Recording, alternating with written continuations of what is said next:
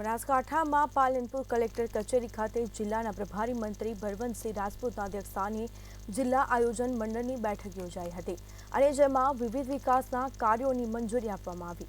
જિલ્લાના વિકાસ માટે 1201.80 લાખના 550 વિકાસ કામોને મંજૂરી અપાઈ હતી અને જેમાં 8 તાલુકાના 6 નગરપાલિકાઓનું આયોજન રજૂ કરવામાં આવ્યું તેમજ બાકી 5 તાલુકાઓનું આયોજન સત્વરે રજૂ કરવા જણાવવામાં આવ્યું હતું।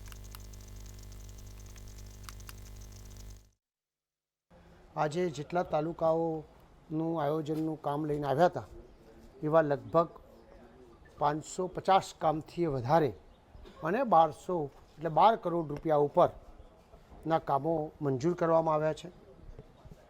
જે કામોની અંદર કદાચ કોઈ ફેરફાર કરવાના છે તો એવા 2-4 દિવસની અંદર ફેરફાર કરીને તમામ કામો લોકહિતમાં ઝડપથી થાય એ પ્રકારની અધિકારી અને પદાધિકારીશ્રીએ વ્યવસ્થા કરી છે।